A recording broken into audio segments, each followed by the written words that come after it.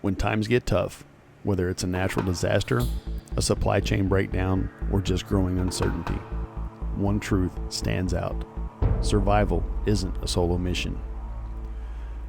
You can stockpile food, build the best bug-out bag, and prep every detail, but without a strong community, your chances of thriving drop fast. Recently, a single gunshot shook the nation. But if it proved one thing, it proved preparedness isn't about food. It isn't about gear. It isn't about your bug-out bag. What it proved is it's about people. It's about strength of community when the world feels unstable. So let's explore this and make you condition ready. Nearly 2 weeks ago, a man's life was taken. As tragic as it is, there's hope. And that hope starts with community. I've been debating on doing this video for a little while, and it was even before the events that took place nearly 2 weeks ago with Charlie Kirk. And it's unfortunate, and it's sad. I don't know if you supported him, if you didn't. What I'm seeing is a divisive nature of people in our nation. It has to stop. Where do we go from here when we watch everything that's happening, the hatred, the vitriol, coming from both sides? I saw a woman yesterday show a huge amount of strength. Strength that I don't know that I have. I wouldn't say I do. I want to say my faith is strong enough to have that strength, but I can't.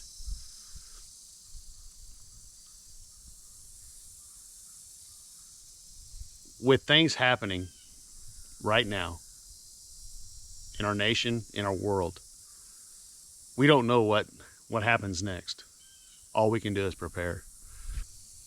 With this video, I want to share my thoughts on where I feel we should go now. As individuals, community is the most important thing that you can have in a preparedness situation. Like I've said before, you cannot lone wolf it. Being a lone wolf is asking for a death sentence, in my opinion. What does this mean for preparedness?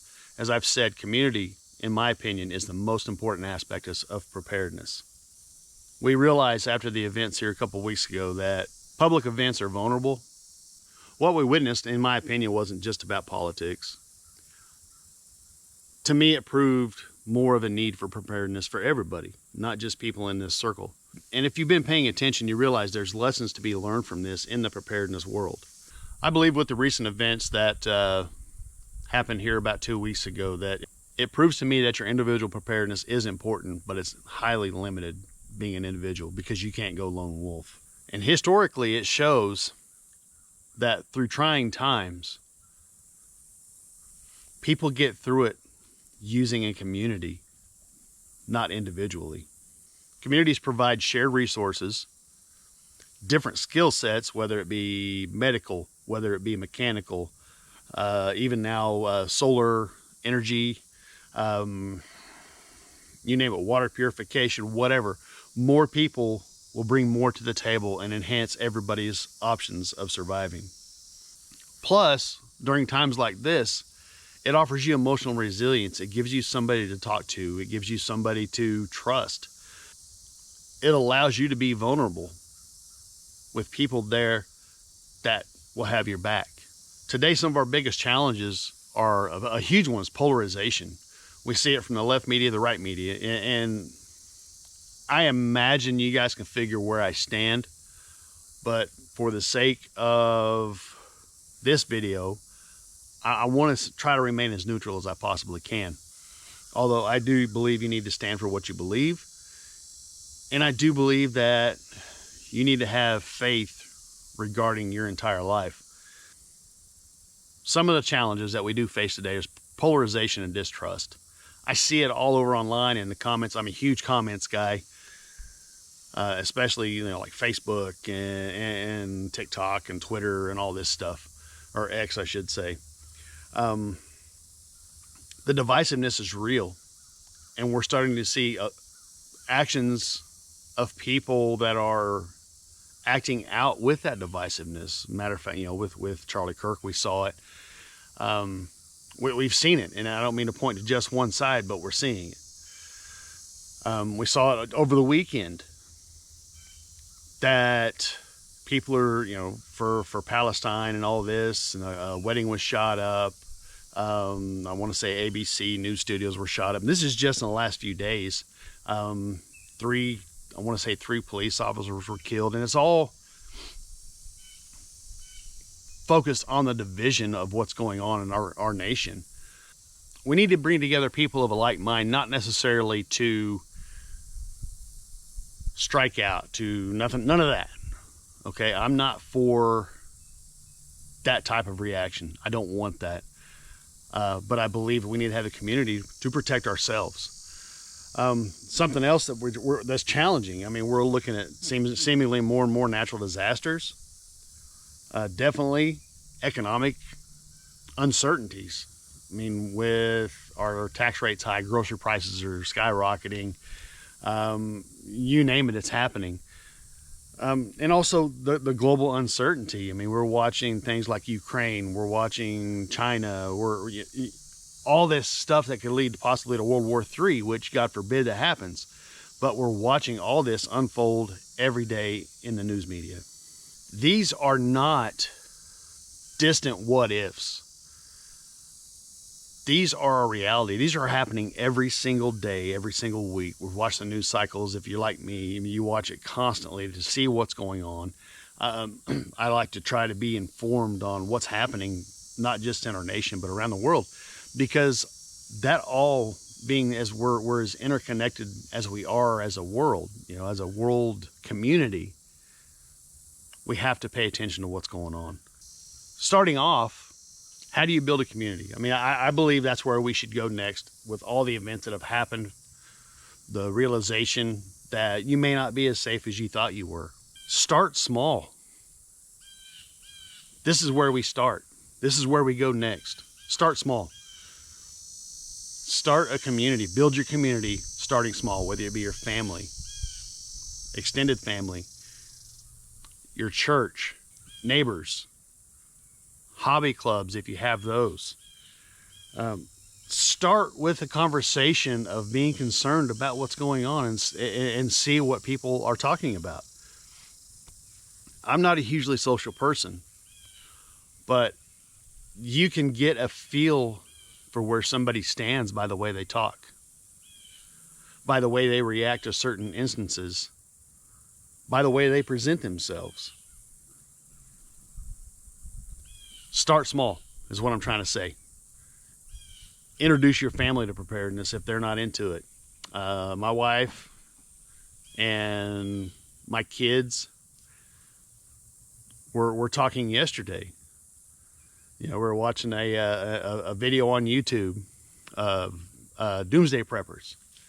Just watching it, and I was kind of laughing at it. And I told my wife, I said, this show was filmed 12 years ago, 15 years ago, whatever it was.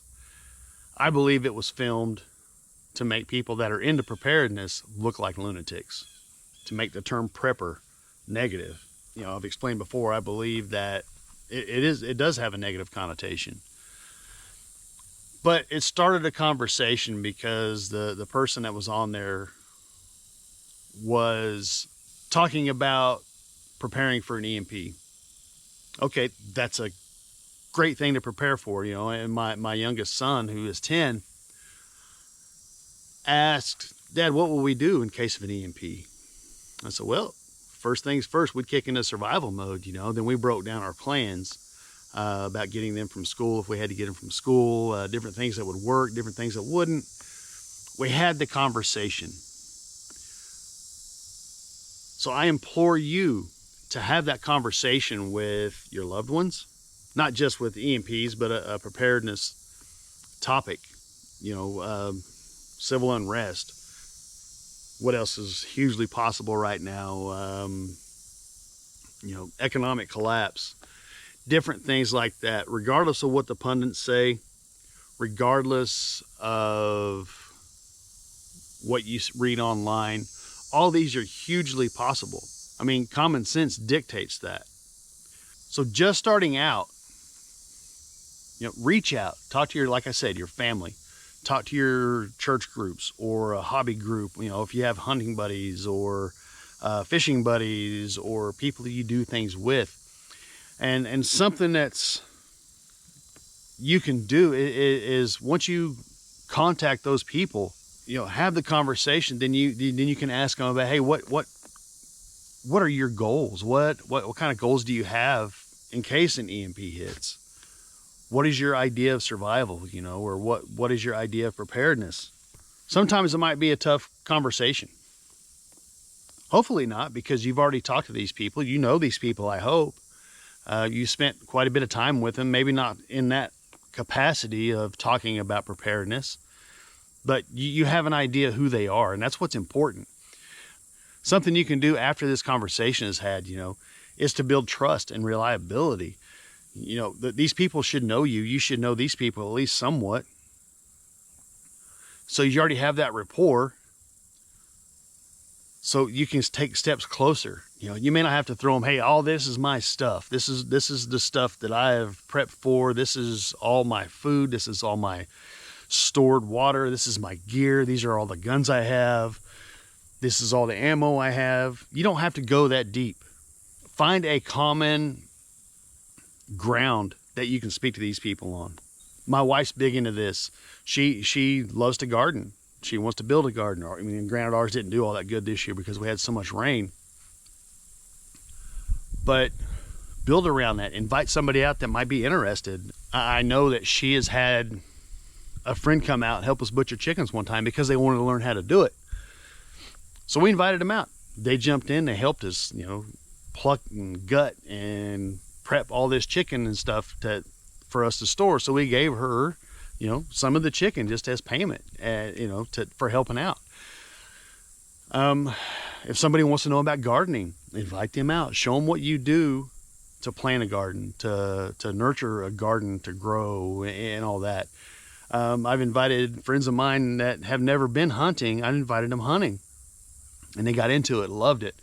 It's different things like that that's going to establish your rapport and the trust that you need to be in a group that involves preparedness.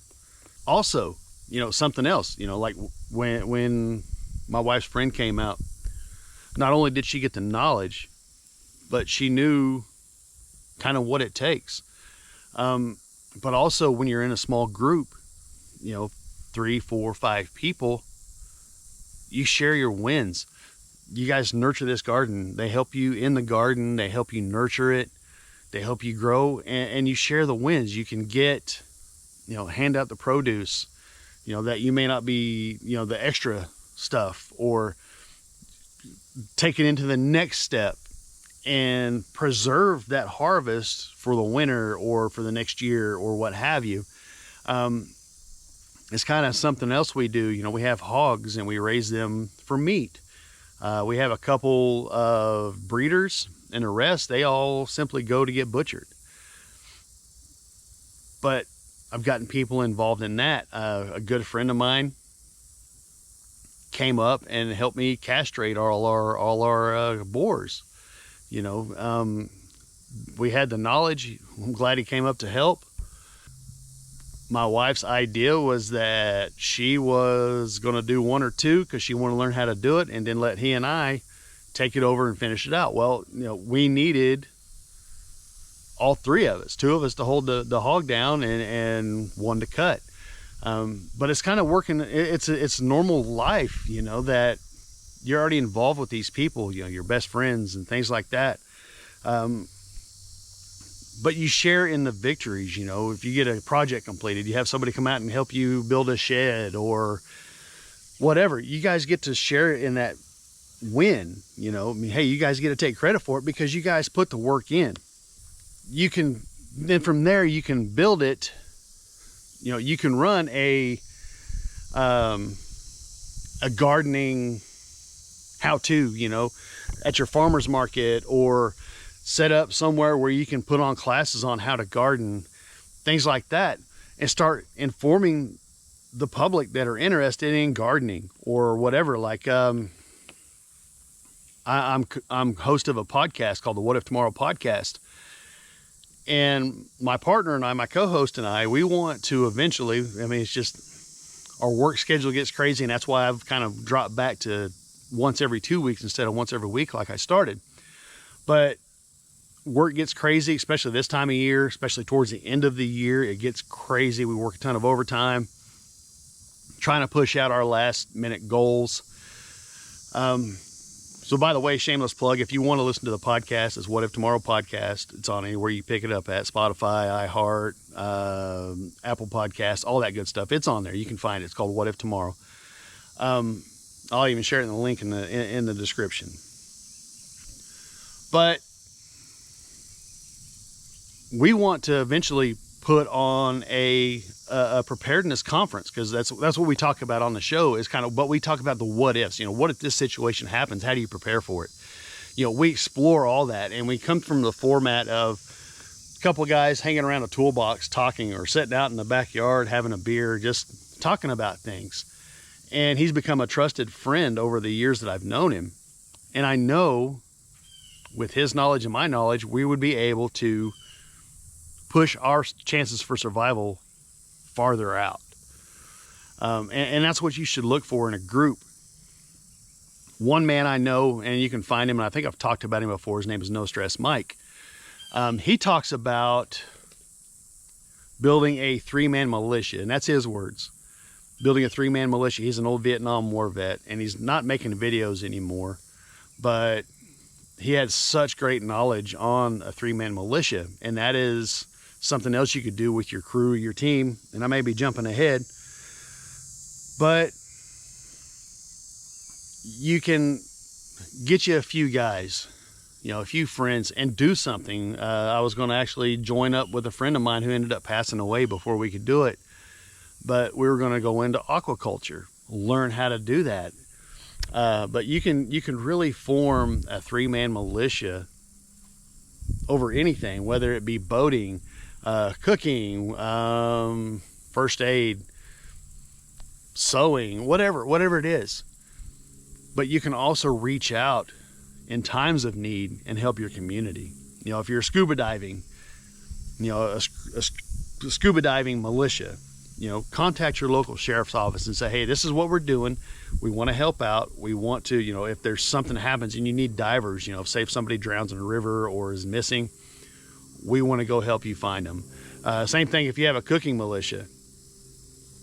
Hey, Sheriff, we can build, or we can cook for this many hundreds of people, and something happens, give us a call. We'll come help out. We'll come cook a bunch of food for everybody to help out in this disaster.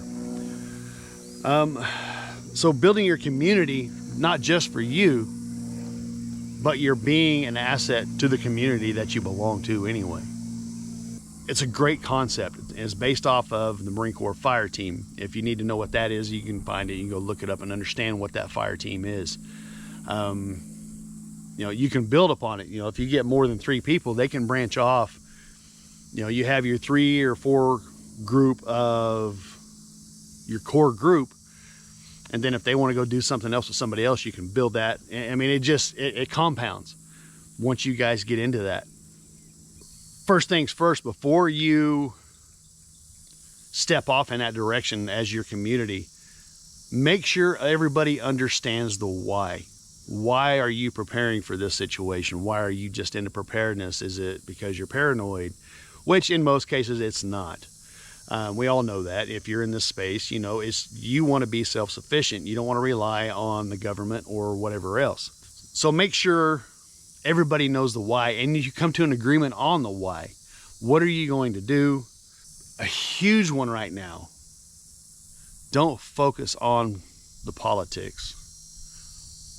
Focus on the human needs. I mean, we all have heard the standard. You need 3 days of water, 3 weeks with food, or you can't survive without all this stuff. We know the basics. And if you don't know the basics, reach out to me and I'll explain them to you and teach you. But we pretty well know the basics. But focus on the human need. Bring your families together, see how they mesh. As we talked about in my last video, whether to bug in or bug out, I fully intend on bugging in where I'm at. But in all honesty, I will only let a few trusted individuals come to my property and live, because I know them. I've known them for decades, and I know what kind of an asset they would be. So definitely define your goals. What kind of shared goals are you going to have? Define it. Make sure everybody understands this is the goal we're striving for. The next step, organize your skills and your resources. Have an understanding of what everybody brings to the table. Not everybody's a great mechanic. Not everybody knows about first aid. Not everybody can cook. Have that understanding of what everybody brings to the table beforehand, if that's what you're looking for. Something you can do is map out those skills. Who brings to the table? Who's good at carpentry? Who's good at mechanics? Who's good at first aid? Who knows how to run a radio? Who knows how to set up a radio? I don't. Sure, I can learn, but I would rather have somebody personal teach me than trying to sort through the information and taking all that extra time that I really don't have to learn that skill. So I can rely on somebody else to say, hey, because I'm a hands-on learner as it is. So have somebody that can teach you that skill, or attend a class. You could do that as well. Something else you could do, pull your resources. Like I here at my homestead, I'll call it, I have room for storage. If I have a friend in town that needs a place to store their preps, they can store some here. Now, would I recommend storing all of your preps in one place? Absolutely not. Have some on hand. Have some for your 3-day kit or your bug out bag. Have some on hand in case you get stuck in your house or your apartment. But you also want, like I said, my place here, I don't have any neighbors. Right away, I don't have to worry about people coming and trying to take everything I have. It would be wise of whoever's in my group to store at least some of their preps here. That way, when they get here, they know they have the security of having something here, and they're not going to take away from my family, and I'm not going to take away from theirs. Next up is building a communication system. Whether that be a text group, a Discord, digital means of text. Have physical meetups. Have check-in routines. Things like that. And then that leads into the next, meet together with your group for training, for practice, run drills, build, this situation's happening, blackout scenario. First aid practice is huge. If you don't know first aid, learn it. Everybody together attend a first aid course, put on by the Red Cross or whomever. Attend it, learn it, practice it, because when the real thing happens, you'll be ready to go. But that's huge, practicing with your group, because you build that cohesiveness that you need as a team, for one. Two, if you bring each other's families in, you'll know what meshes and what don't mesh, because it may not work out. You may be best friends, the three of you. Let's say it's a 3-man militia. The 3 of you may be best friends. But if your families don't get along, what good is that going to do you towards the end goal? How is that going to help you get there? Because you're going to be fighting strife and all that under a stressful situation. And also, something that's great about this 3-man militia concept is there's really no leader. So what you want to do is rotate, in practice and things like that. You want to rotate the leadership role. That way everybody knows what's happening and everybody kind of gets an idea of how everybody thinks. So you want to roll that in. That way there is no official leader, because in a preparedness situation, sure, somebody's going to look for somebody to step up and lead. But if something happens to that individual, the other person will have that experience to step up in their place. And that's what's great about the whole fire team concept, is each individual on that fire team has the capability of stepping up and taking charge. And that's what you want to do. Have each member on the team have a good knowledge of how to step up and what needs to happen. And like I alluded to earlier, it's not about being paranoid. It's about being prepared. You know, if you're prepared, you don't need to be paranoid for anything. But that's probably the large majority of society's viewpoint on people that are in preparedness is, oh, they're just paranoid. You know, the government will handle everything we have. Well, they won't, because everybody knows in the preparedness space that you have a minimum of 3 days before society totally collapses under a huge, or during a huge event, like say an EMP. You got 3 days. If you suspect an EMP, I would say get out of wherever you're at, get to where you're going, or bug in. Something else I alluded to, learn how to handle those personality conflicts, because eventually they're going to arise, especially when it hits the fan. The stress is going to hit. You're going to have conflict. You got to learn how to work through that. Regardless, you guys can mesh 100%, but you're still going to have the conflict. So make sure you guys know how to deal with that. And something else is figure out how much privacy that you need. You know, how much information do you want to share with your group? What do you have? Do you want to share all you have with your group? Have them know what you have? That's up to you guys. That's something you need to decide ahead of time. And one of the biggest things is to stay consistent. Be consistent with meetups. Be consistent with communication. Be consistent with who you are. Don't change midstream. Be consistent in who you are and how you stand, because that's going to enhance the trust. Not only that, but being consistent with each other keeps the momentum going. It keeps you alive as a group. So where do we go with all the events that have happened over the last few weeks to a month? Where do we go? Start building your community. I want to encourage you to take your first steps this week. Let me know in the comments below if you did. Take your first steps. Reach out to people close to you. Start a conversation with a neighbor. Offer to share a simple skill. You know, whether it be gardening, hunting, you know, whatever the skill is, offer to share it. Organize a small meetup, you know, with a church group or what have you. A community is not built overnight. It's built with simple, small steps. And that's what I'm trying to do here with my YouTube channel, is to build a small community. That way people can see that there's like-minded individuals out there that believe that preparedness is key and important. Remember, preparedness isn't just about gear. Most of all, preparedness is about people. By building a community, you're building a safety net that no stockpile can replace. If you guys enjoyed this video, do me a favor, like, subscribe, share this video to people who may be entering preparedness, and people wanting to start a community, build all that stuff.